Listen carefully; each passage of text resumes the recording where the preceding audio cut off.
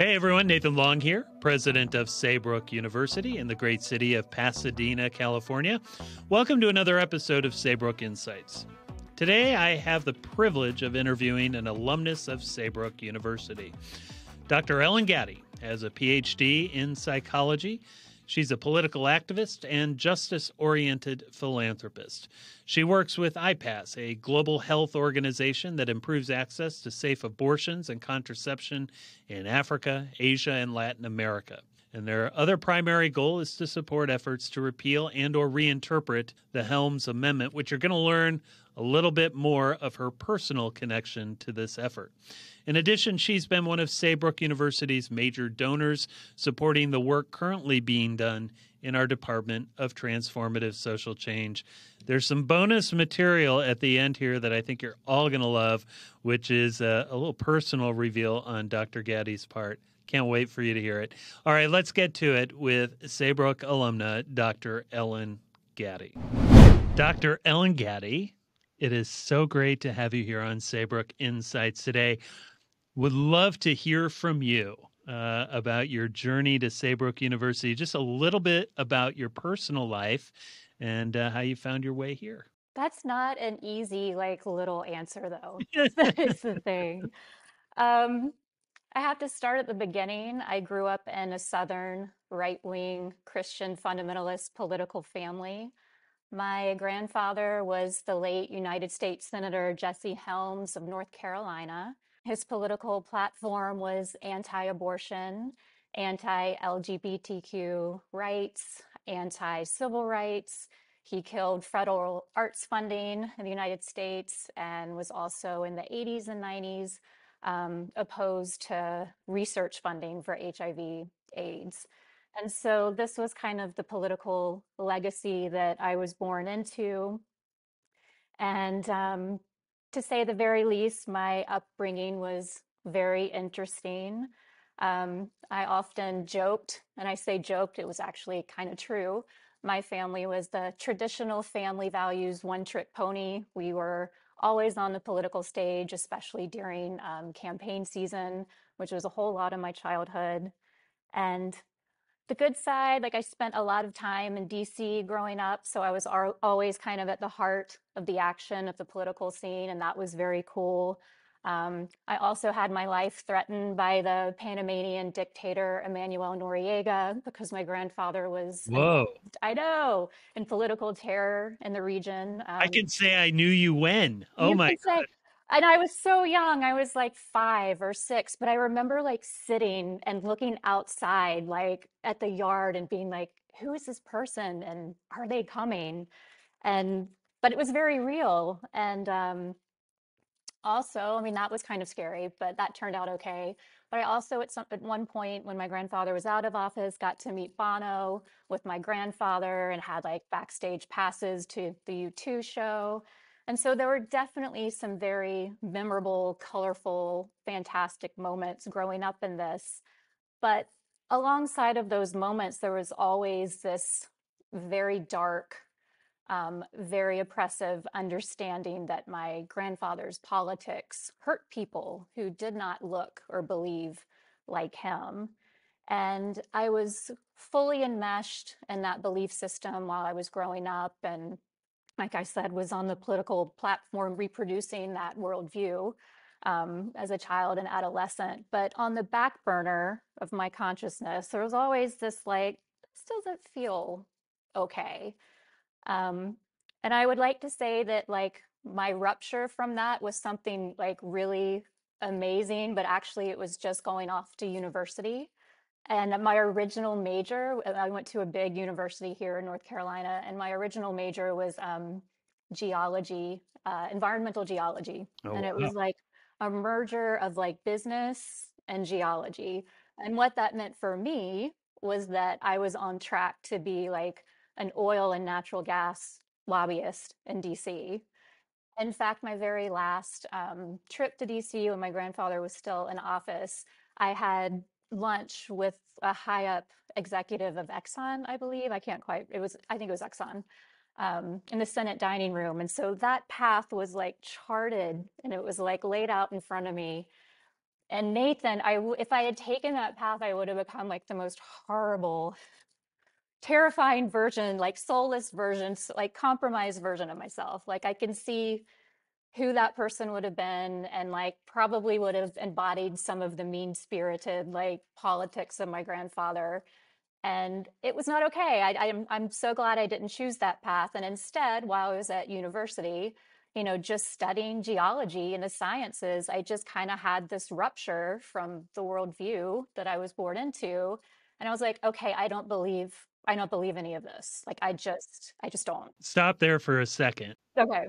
So the rupture came. It was, and I appreciate that. So, what was there a seminal moment in that? Like, was it a class? Was it an interaction? A series of interactions? What would you equate led to that?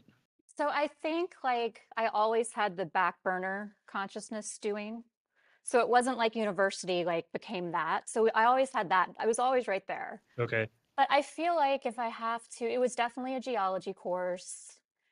And I think it was just one of the very interesting geology courses where it just like broke my worldview open in a way to be like, the world is so much bigger than like the worldview that I inherited. Like it's just, science will do that. It's like so expansive.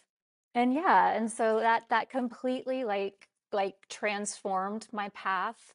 I only did 2 years of big university, and then I moved out west, and I eloped. Wow. I know. And then I started we moved to the West Coast. So I started, dabbling and enjoying some of the amenities of like Western culture, like yoga and superfoods and like liberal thinking and things that like I just did not have access to like growing up.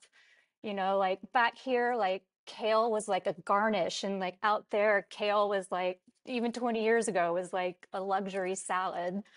Just tiny things like that were so different that like, continued this like opening and rupture for me while I figured out what I did in fact believe. But unfortunately, that party ended when the terrorist attacks of September 9/11 happened. And it's interesting to contextualize that because my grandfather's political career is actually the beginning and the end of his Senate career are the two 9/11s. The first was the Chilean 9/11 of 1973.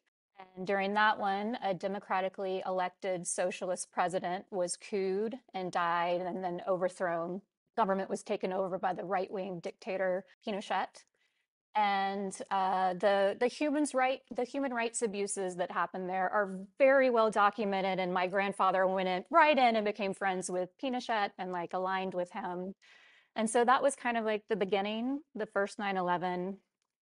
And then of course, the second 9/11, which was the attack on the World Trade Centers and the Pentagon here in the United States. And for those of us who, were old enough and alive then, it was a devastating collective trauma. Like I can still like go back to that day and see the images and like see where I was and feel where I was. And it was devastating for all of us. But for me, it had this extra layer of like visceral awfulness to it because it felt like, if I can put words to this, like whatever my grandfather's intergenerational trauma that enabled him to like that he projected out onto, his involvement in political terror in Latin America over the course of a couple decades. It's like there was like this historical full circle that happened, and it's like that intergenerational trauma came home to roost and like was kind of symbolized to me by 9/11. And I knew in that moment that like just moving out west and having a rupture, it didn't mean that this political legacy that I inherited was going to go away. It was always going to be there until I did something about it. And if I didn't do anything about it, even though I was nowhere near to being a mother at that point, it was going to pass down through me. And so that when 9/11 became this moment where I had to make the decision about whether or not I was going to reconcile this legacy and how I was going to do it. And spoiler, I did. I decided to do it. And I knew that because it was so much more than like required so much more than individual work, it also required like an understanding of politics and history and sociology and psychology. It was an intersection and merger of all these things. And so I landed on academia as like, the place where the container that would help facilitate like this process for me. And because I had left, university back in North Carolina after 2 years, I had to first complete my undergrad. So I went to Antioch University in downtown Seattle, and so they have I don't know if they still do, but they had at the time the BA in liberal arts, and it was all for adult learners going back to school. And the pedagogy that guided it was transformative adult learning, which is about creating critical consciousness, which is a little bit different than critical thinking. It kind of includes that, but it's basically about how you take inventory and account for like your history that you've inherited and your politics and your family of origin and all these things that shape your identity that you might not have thought about, and then taking those things and placing them in these individual kind of things and placing them in the existing social matrix, and kind of understanding where you are in history and where you are also like in terms of power and influence and like the social cultural hierarchy. And the point of all that is how you become an agent for social change in the world. And so I was really lucky. I had really supportive faculty, teachers, and mentors at Antioch. And I designed my program in psychology and social change there. And I took a ton of psych classes, a ton of sociology classes. And at the end of it, I realized I have just barely scratched the surface. Like it kind of gave me the foundation that I needed to really start the process of reconciliation. And I knew that to do this work, it's not just like in here, it's like theory and praxis. You have to take it out into the world in the form of social change and like push back on some part of your lineage that you're not okay with, to heal it. And so I had this fantastic mentor and counselor, and he's like, "Have you heard of Saybrook? Because I know you're interested in getting your master's and PhD and pursuing your work." So of course I like looked into Saybrook and I found that I could get a master's and PhD in psychology while concentrating in transformative social change. And of course I was like, okay, I'm in. So like I applied right away and enrolled, and the rest is history. Wow. How long ago was that? Oh my gosh, I started in 2008. And it's interesting, I started and my grandfather died like right after my first orientation, either my first orientation or my first like residency. Okay. So it was very interesting that I had started this and he passed at that. Yeah, that tracks. My mom, my mom is pretty much aligned with your politics and Yay. your worldview. And I think I even recall when Senator Helms passed that my mom actually made a phone call to me about his passing, because she had been involved in a lot of work, a lot of the early work that we'll get into, but that you're working on now. I got to put a pin on that for a minute. Okay. Well, I just need to go back to this Manuel Noriega thing, just Hmm. for my own morbid curiosity. What happened there? How did you have a thing put out on your life, a hit or? I remember he had either in his house or in his jail cell, he had like Helms hate or Helms death or kill Helms, some sort of poster about my grandfather, like up. And he just made threats because my grandfather was involved in all sorts of stuff down there, both in Central America and then, with dictator Pinochet. And he upset the wrong person, and nothing was probably ever going to happen, but it was enough of a threat that like we were made aware of it and we knew about it. And I was told at 5 that it was an issue. And so I think it just kind of resolved. I have no idea. I have no idea. That's pretty heavy. Oh my goodness. It was pretty heavy. Like I said, for a 5-year-old, I'm like looking out the window. It's like, is this person gonna come? And they never did. I'm here. We're all here. But yeah, it's scary. It was very scary. You're part of the of this international intrigue at 5. I mean, that had to be something. 5. Oh my goodness. Yeah, no, that's very fascinating, and to have that the arc that you mentioned, especially, I really like how you framed that, the two 9/11s really kind of framing your grandfather, but also your kind of arrival to consciousness. That it really played out. I've been so impressed and intrigued by your background, and I think, especially around women's reproductive health, and you came to that understanding, I think it sounds like early on, especially with this rupture that you had at university. And again, I appreciate that you're saying that this was kind of brewing in the back of your head all those years. So I want to take a minute to dig into that, because I think so often, the current conversation nationally is that students go to university and that these liberal professors indoctrinate everyone, and you got to think how I think. But I happen to have I don't know, maybe it's because this is my work and this is what we do. But we're really opening doors. We're not telling people what to think or how to think. And it sounds like, for so many of our students at universities, there's already a lot of things milling around in your mind about what is this? How does this work? Why is this happening in this way? And if you're intellectually curious, you're going to probe and explore. And it sounded like you were questioning all of these things, all of these pieces earlier on. Can you describe that? Like, and you may not have an answer to this, it may, but I'm curious, like, when did that initial consciousness start coming up? What were some of the questions that emerged for you, kind of around what age, and what developed before you went to college?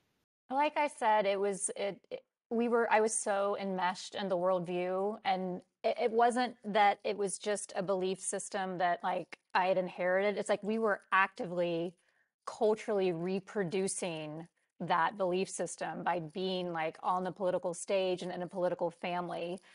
I mean, it was like a job, like that I didn't get paid for. It's like unpaid child labor. Anyway, totally. And so there was never, for me, it was like, other than this doesn't feel good. Like, that in the background, there wasn't a lot, although there is one story that's coming to my mind now that Okay. I should say. Okay. So one of the terrible things my grandfather did was Carol Moseley Braun was the first African American United States Senator. Do you know the story? I don't know the story, but I know her. I know of her, and she's pretty amazing. And she was ambassador. I don't know her title right now. I apologize. And this is my apology to her, by the way. But apparently, so she was elected, and they wound up in an elevator, the Senate elevator together, and he either sung or whistled Dixie to her. And just like things like that were like, oh, does it feel good? And on one of my trips to DC, I wound up, and I was young, it was kind of not too far after it happened, enough that I had enough awareness to know that it was her, and I knew what had happened, and I was in the elevator with her, and it was awkward, and he didn't say anything, he didn't do anything. He didn't say anything, but he was kind of acting, you could feel like it in his like posturing. And like it was moments like that that are like, this doesn't feel good. Like this is not okay. And so that was a big one that I recall. It really started to jiggle your consciousness and saying, Yeah, and it was like little things like that all along the way, I'd say. I mean, but that was a big one. I mean, that was a very big one. did he, and maybe you can't answer this, but I'm curious, I'm always struck, and maybe kind of rising out of the political realm for a minute, but in this kind of, when people espouse a certain set of values related to, and I'm not anti-religion, but I'm just saying religious values about treating one another as you would want to be treated, caring for, your humanity. Did that ever come to him when he would do things like that to like Carol Moseley Braun and others, like the dissonance, the hypocrisy Yeah. in that? Did that ever arise, or? because I don't think he never thought he was doing anything wrong. He thought he was just being funny, and that's a big part of the problem. He was not. That awareness was not there, that it was. He did not have the self-conscious awareness that was necessary. Yeah, yeah, yeah. Or if he did, he didn't care. I mean, so we could go either way with that. I mean, if we're honest. Yeah. Were you ever able to confront him, or did you ever want to confront him? I think the only thing I ever confronted him about was it was about geology, which is hilarious. It's none of the big things because, like, this full disclaimer, he, by the end of his final term, I mean, he was very far into dementia. Okay. And that was like when I was, leaving the South and, working on developing my critical consciousness and really thinking about that. But we did have one conversation when I still lived in the South. And I think he was saying that tar sands, like if you were going to drill for tar sands, that it had no environmental impact. And I was like, no, it actually does. And like a lot. And it's weird. And I attribute this to like where he was in the dementia, but he basically said I didn't like him. Like he's like, well, she didn't agree with me, so she doesn't like me. And was he at any point cueing into the fact that you two were politically diverging? I don't think no, because he didn't have because of his, mental health at that time due to dementia. There was never that awareness. My grandmother did. He did not. How did she take it in terms of that divergence? I think it was hard because she knew that I had, I was living out west, and she would make comments every now and again, like, I don't see you anymore, and I don't know. But even though I would see her as much as I could when I came back, but she and I got into a conversation about Pinochet, and because I think if she didn't go down, I think she might have gone down with my grandfather to meet with him, and I told her, she said, no, the people were in the streets, like banging on pots and pans when like he came and took over. And then I was like, well, yeah, but there are also these very well documented horrible, atrocious human rights abuses that happened there, like political terror and torture. It was not pretty. And she was like, that's not what he told your grandfather. And she's like, that's not what happened. And why would he lie? And I'm like, I don't know. Why would he lie, Grandma? I mean, I can come up with so many reasons. But she was never going to change her beliefs around that, even in the face of like, you know, historical record. It's interesting you bring him up. There was just an article a couple days ago, I believe, in the New York Times on Pablo Neruda and how Pinochet had actually, at least everything points to the fact that he had him murdered. And a lot of other people. 3,000 at this point that we know of, right? Yes. And documented cases. So, I can only imagine, and that is unfortunate that legacy in terms of connecting our government with Pinochet's in terms of the human rights abuses. It just, it tracks, but it's unfortunate nonetheless. That we had that engagement. It's really hard, but one thing like I noticed, so after, the political terror, like when, the right-wing authoritarian military governments were kind of taking over across Latin America, when those civil wars and the dirty wars kind of played out and ended, a lot of those military leaders who did horrible things to their people, like came and sought refuge here in the United States. But during Obama's administration, he was like, you got to go home now. And they were like, well, you at some point, like, supported this down there, and now you're going to send us home. And like Obama doing that was saying, well, that wasn't on my watch. And democracy in the United States government is an evolving entity as well. And like, I didn't do that, and you're going to go home. And I think that's very powerful. It speaks to the fact that we are in a living, breathing political system that does evolve and does change and does go through a process of reconciliation. Well, and your grandfather came from a period of time, right, when he rose into the Senate of, the U.S.'s stance was really kind of at its zenith in terms of anti-communist, anti-far left, efforts and really pushing any government that would thwart that. And certainly, I think there's an argument to be made that communism in its extreme forms was very detrimental, but the quote unquote cure was not necessarily, well, we know it was damaging to millions along the way. So now let's fast forward. I know we've been kind of ping ponging here. I'm just fascinated. Your story is just so cool. If you talk about, you talked about the Saybrook, kind of coming to Saybrook, how you landed here, and then you emerged into this environment where you're studying with these pretty cool faculty members. Very cool. Very cool. Yeah. Yeah, I should say very cool. Very cool faculty members, but it's at a distance, largely with some residential experiences. What was that like for you? And did you have kids yet? What was the whole situation like there in terms of your experience as a student, as a wife, and working adult, and all those things? Sure. So when I started in 2008, it was still Saybrook Graduate School and Research Center Back in the day. back in the day. And so I was there for all these like transformations of the university into what it is today.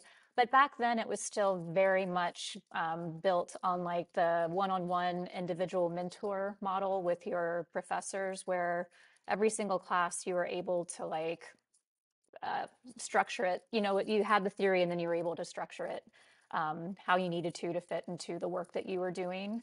And so immediately I found Dr. Mark Pilasek and Dr. Joel Fetterman. But with Mark, he had recently co-authored or written a book called Who Benefits from Global War and Violence. Oh yeah. There's a lot of people actually, and organizations and corporations. But the cool thing about that, I was like, who else was I going to? I mean, I couldn't have found a better mentor. I'm like, I'm reconciling political terror, and you wrote this book about who benefits from global war and violence. And so, of course, we were like this perfect match.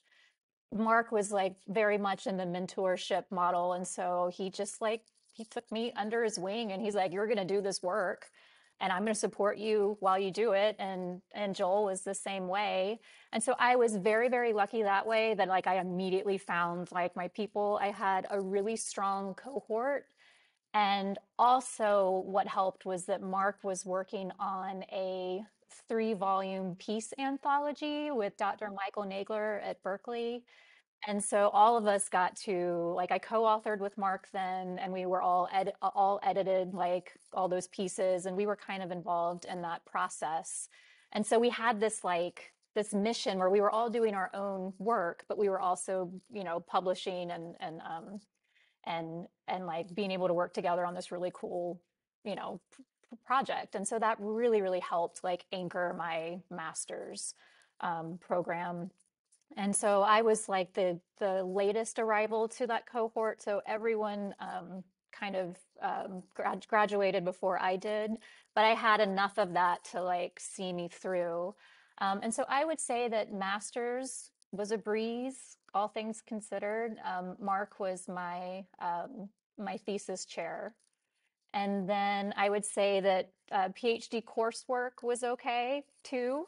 Um, and then I got pregnant, and I would say that was okay while I was pregnant because I got a ton of energy from like the baby hormones, and like my output was phenomenal, and I like plowed through all my candidacy essays except for like or half of them, and then I had my daughter, and she didn't sleep for a whole year, and like my health declined, and I was going batty because I couldn't sleep, and I had taken all the time off from Saybrook that I could.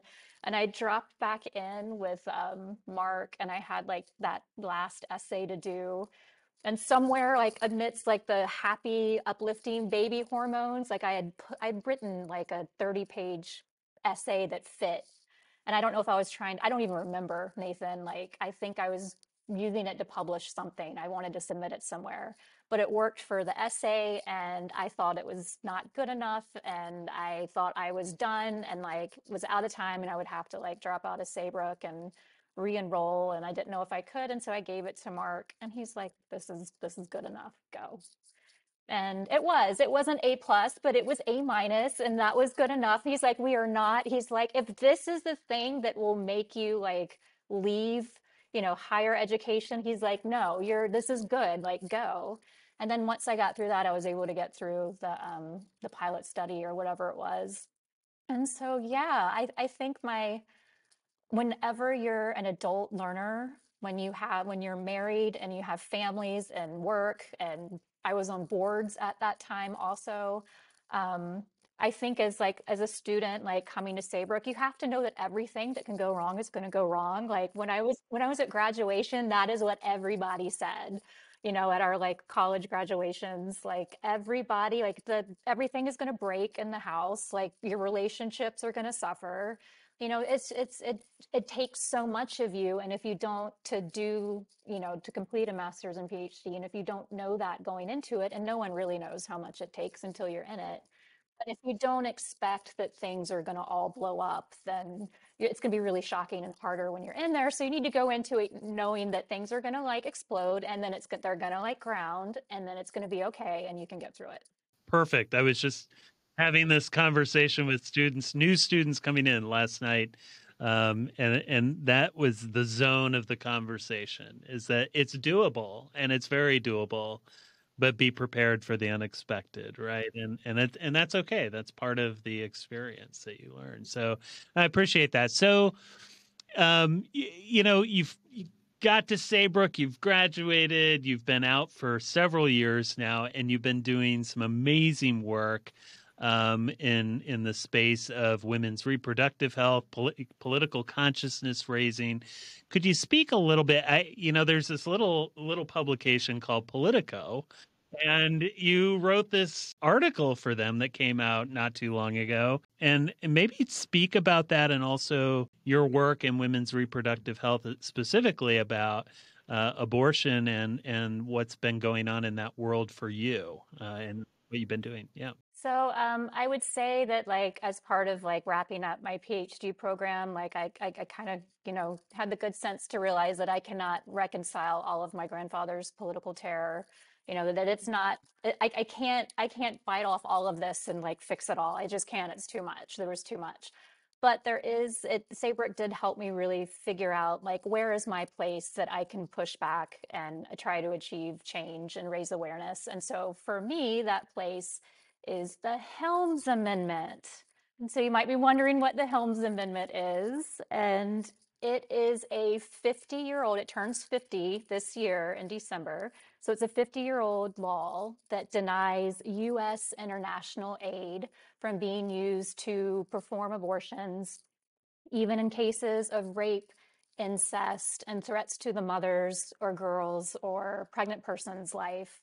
Um, and foreign funds cannot be used as a means of family planning. And unfortunately, the way that it was written by my grandfather was that these funds can't be used as a means of family planning, like for abortion, was like the way it was written. But it has been interpreted by every single presidential administration since 1973, and interpreted and applied as a total ban on abortions globally using US funds. And to put that in perspective, so think about what's going on in Ukraine right now. We know that women and girls are being raped and surviving horrible sexual assaults by Russian soldiers. And of all the aid that we've sent over, billions, I forget, the 1.7 might be the latest aid package, like none of that can go to help these women end unwanted pregnancies because of Helms. And so when you look and see that the United States is like by far the largest funder of global health and family planning funding and globally, and you think of all those women and all those countries that are far away from here, do not have bodily autonomy and hence economic freedom because of Helms. And it's not okay. And so the Politico piece was written to coincide the United States Senate, first the House a couple years ago, and then the United States Senate in July introduced a bill called Abortion is Healthcare Everywhere Act. And this would repeal the Helms Amendment entirely. And unfortunately, it's hindered by the filibuster. It requires like 60 votes. And so it really is right now just a very symbolic piece of, a very symbolic bill to introduce. They know they weren't going to get the vote, but they're trying to raise awareness about the issue, especially now that Roe has fallen. And we'll go back to that. We'll table that, go back to that in a minute, because Roe also should have turned 50 this year, last month, but did not. And so the Helms Amendment, Roe was ruled, and it gave women in the United States, it legalized abortion nationally. And then at the end of the year, 50 years ago, my grandfather pushed back against that internationally with the Helms Amendment saying, well, we won't fund abortions overseas. And so this summer I've worked behind the scenes with a global health group called IPASS for many, many years as a funder and a funder of abortions globally, but also working with them to figure out how I might be part of the solution to push back against Helms. And we came up with this idea of writing the op-ed and having that coincide with the introduction of the Abortion is Healthcare Everywhere Act in the Senate. And my op-ed was written as a letter to President Biden. Once it was edited, it was a little bit different because he started his Senate career the same year as my grandfather, and they worked together. They had a very good working relationship, even though they believed completely different things. And I think both of them were proud that they were able to work with each other, even though they were so different.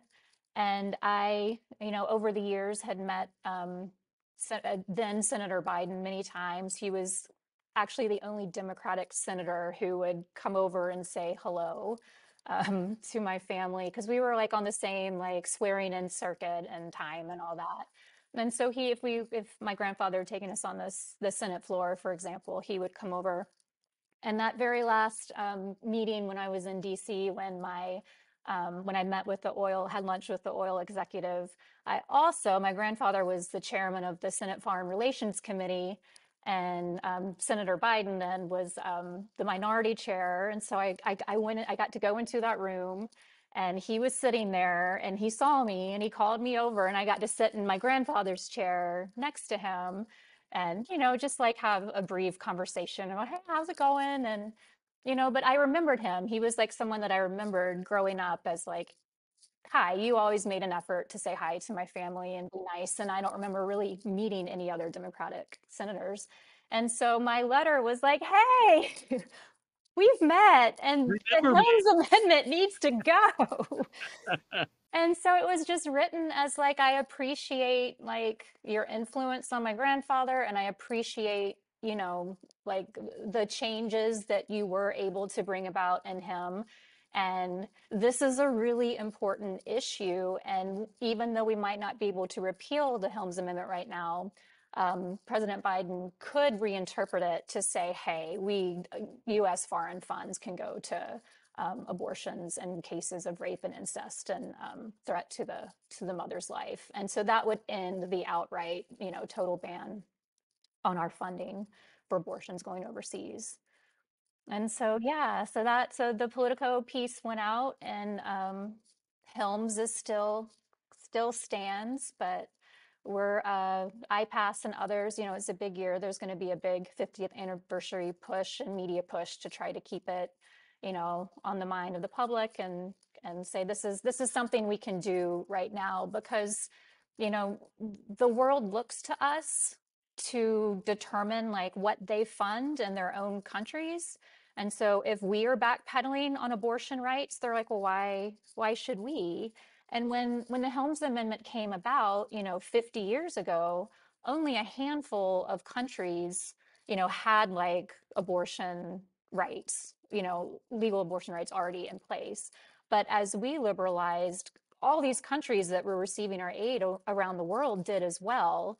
And so now we have the situation where a whole bunch of them do have access to abortion legalized, and they can't even use our funds in accordance with their own laws because of Helms. And so it's like this overreach of our government.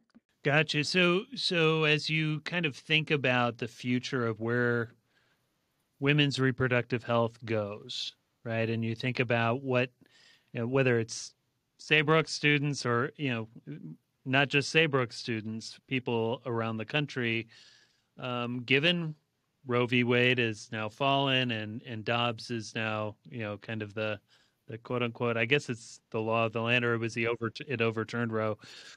And it's now the decisions are in the state legislatures and governors' mansions. What can people do from your perspective, kind of in a nutshell? What do you think the next steps people need to do? I mean, you're already doing some of that work, which is great. So you're providing an example, but what are some other things that people can do from your perspective? Well, that's a great question because a lot of my work up until now has been focused globally. And here in North Carolina, we with restrictions, abortion is still legal, but the pushback is coming every day. And we have all the women coming in and pregnant people coming in from southern states, from the north. Like we are having a lot of people come here to seek care.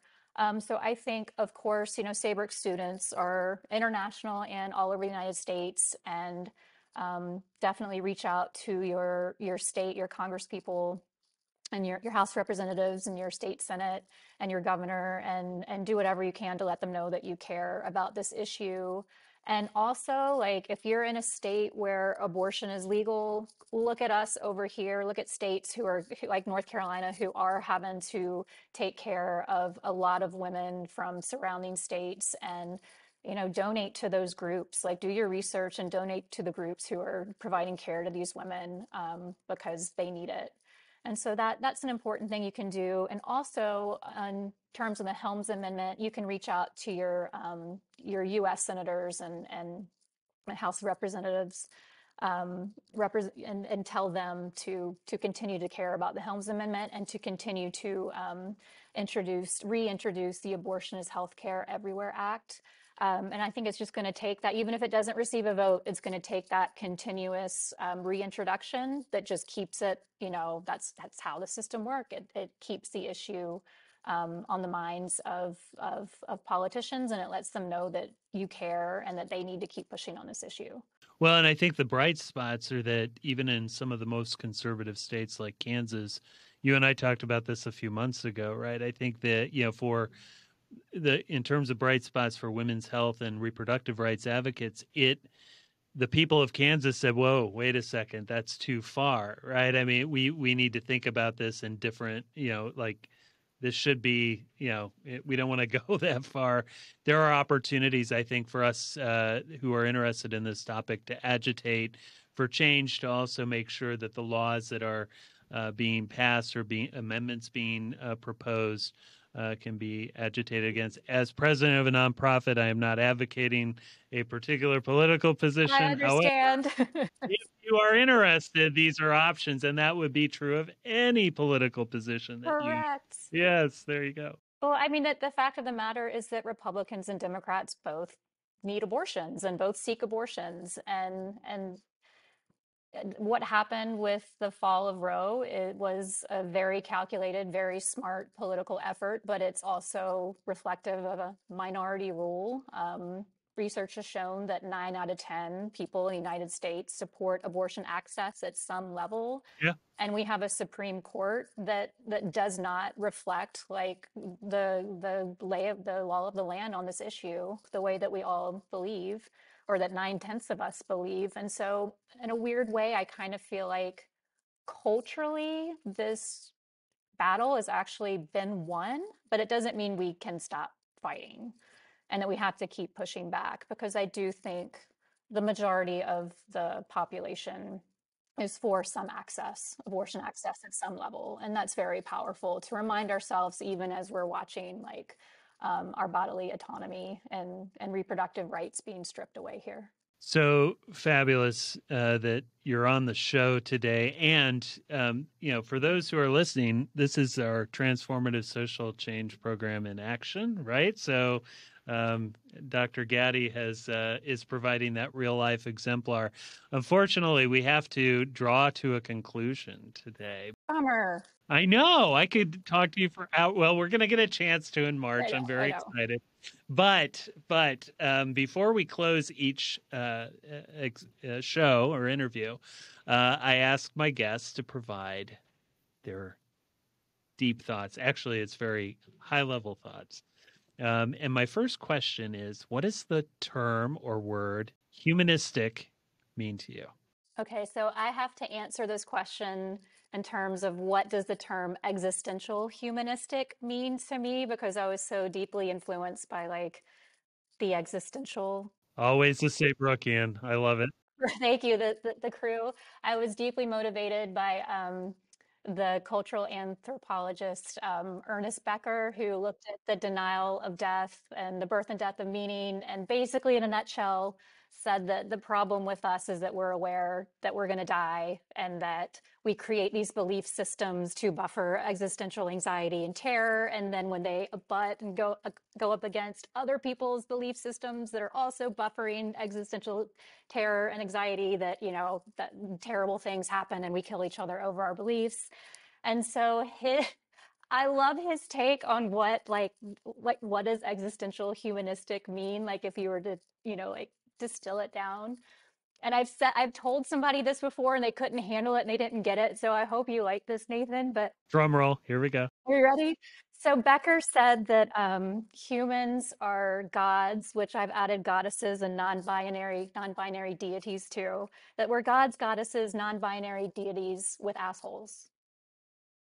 And so we are capable of creation and we are capable of destruction and doing terrible, terrible, horrible things to each other over like the nature of our beliefs. And that is the thing that we have to figure out if we're going to survive as a species. And so that's We have to grapple with the true duality of the human experience or the scope of that human experience. That's very, you know, that may be the first time I've had Becker quoted in oh that. And yes. for the, yeah, with that question and the use of the term assholes, you get an A plus. Thank So you. there you go. All right, last question, and this is the big one. All right, you ready? What are three things you would recommend people do right now to improve their mental health, improve their physical well-being, or make great change in the world? It can be any of those things. Three things that come top of mind. All right, first thing is if you haven't already found like I found the Helms Amendment to push back on, if you haven't already found that thing that where your individual body and collective body and cultural body kind of like interface that you need to reconcile and heal, figure out what that is and like find an organization that's doing the work and find some way to push back and implement social change, like even if it's just volunteering or donating, and you can be small about it. It doesn't have to be anything big. You just have to keep with it and don't stop. So that's the first thing. The second thing is the salt cure, which I did not come up with this. I saw this on like a card in a coffee shop at the beach, but it stayed with me. And so the salt cure is that every day you need to either sweat through working out, you know, move, cry, which I've to that added also feel your feelings, cry and or feel your feelings, or soak in like a salt bath or the ocean. So every day, sweat, cry, feel your feelings, salt bath, ocean. I really like that. And then that because it's hard to, you know, push back on like your Helms Amendment. So you need kind of that self-care. Yeah, yeah, that's great. And so then the final thing is that indulge in your guilty pleasure. As long as it's not illegal and it doesn't harm you. And I will say my guilty pleasure are like really raunchy romance novels, like really raunchy, the raunchier. No. Yes.